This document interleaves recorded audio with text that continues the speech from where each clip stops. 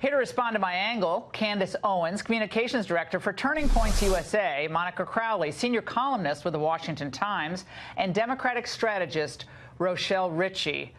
All right, Candace, are these political swipes and kind of reworked, old stories, are they really worth half of the reported $65 million advance that Michelle Obama was paid for her memoir by Crown Publishing?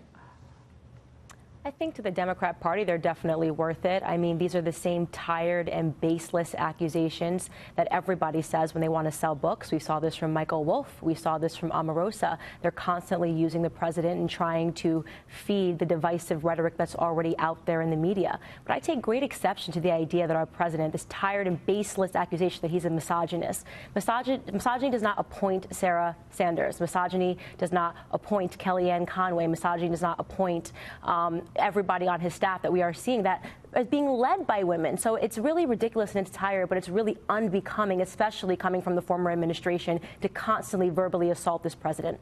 Rochelle, it's interesting coming from someone who's such a global celebrity as Michelle Obama to hear her sound, I would say, rather ordinary in her criticism of the president. I mean, what she said about the president, without necessarily mentioning his name, was what you'd hear on one of the other cable networks any morning, noon, and night. You could pick that line out of the commentary that you hear from all the Trump haters on the other cables.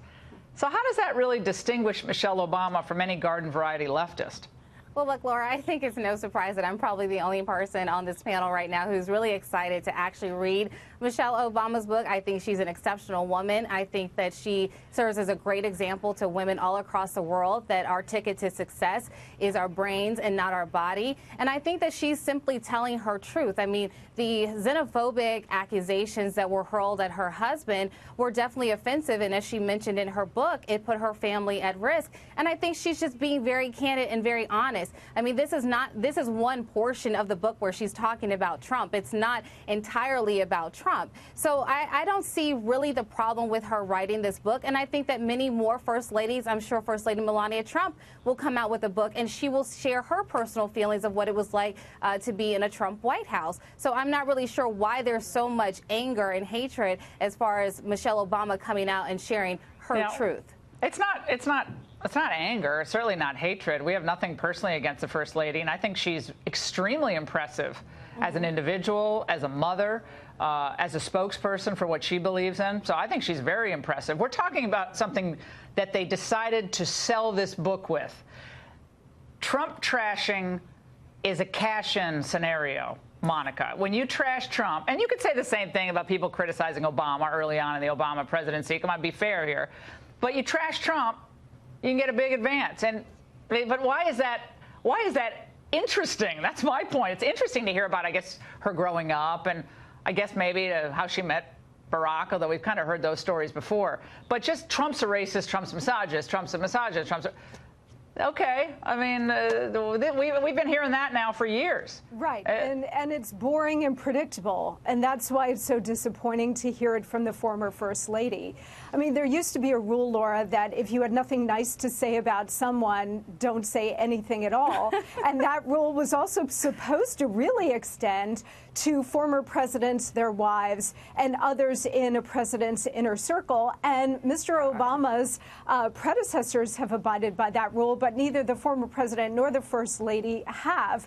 And I wonder if she has some political ambitions of her own, which is why she thinks she can stake out this ground in attacking the president.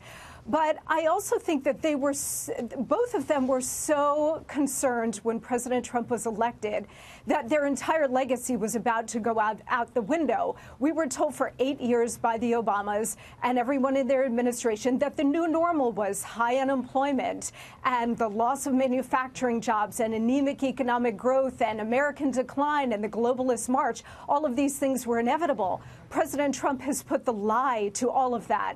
And so I think what you're seeing is enormous frustration and lashing out on the part of Mrs. Obama and, frankly, everybody in the Obama administration. All right. I want to play for you something from Zerlina Maxwell. I'll go to Candace on this. And she was on MSNBC today on this very subject. Let's watch.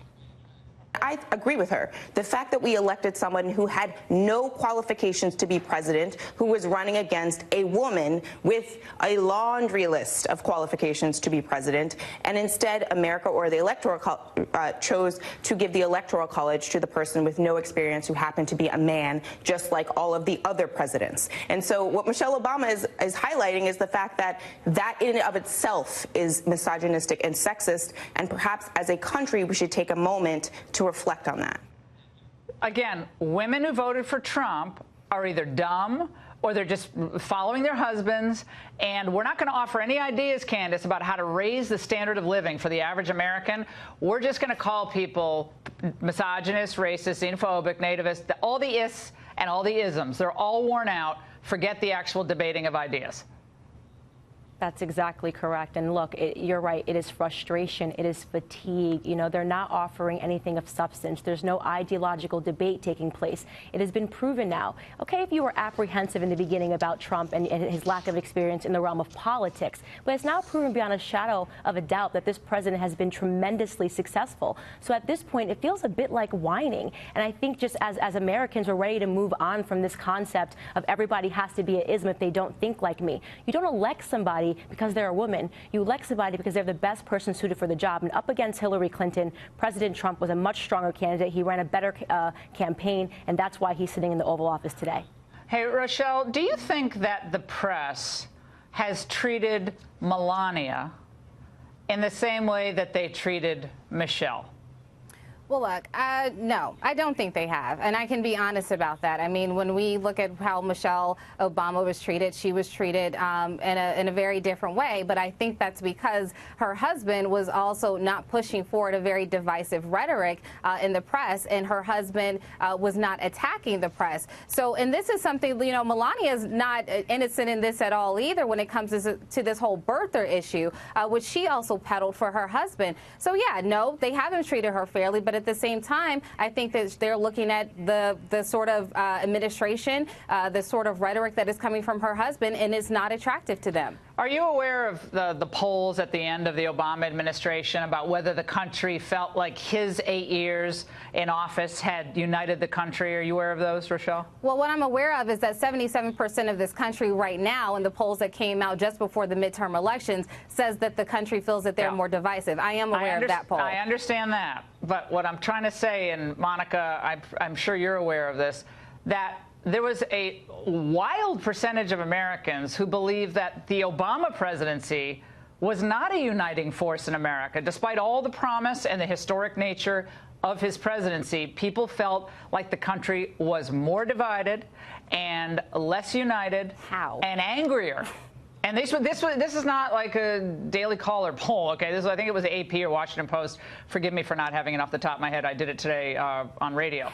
But Monica, so the idea that Trump is the great divisive factor in America, it's not how a lot of people felt at the end of 8 years of Obama, which is why, in part, they elected Trump. Well, that's exactly right. And what we saw over 8 years with President Obama is that while he was personally popular, people appreciated the fact that he was an exceptional character, the first African-American president. They were proud of that fact. His policies were wholly unpopular. And in some ways, that's the mirror image of Donald Trump, where personally he's not so popular, but his policies are incredibly popular.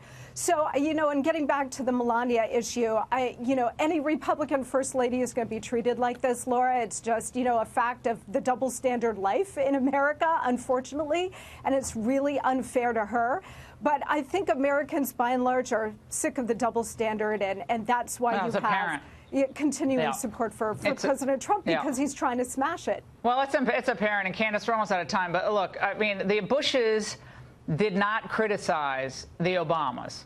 They didn't. That's correct. I mean, and that's what's traditional. Why would they? Why would they? I'm sorry, I know you're talking to Candace. Because they doubled the debt, because it's respectful.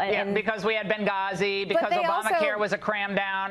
Let me count the ways. But they also didn't question whether or not Obama was born in this country. Like, I don't even understand how you can make. These are cheap shots. I don't even understand how you can make that connection at all. I'm going to finish my. It's them trying to resuscitate their relevancy because, unfortunately, they'll always be relevant. This president has laid slaughter to the Obama legacy, and that's what's going on. No, not at all. All right, guys, thanks so much.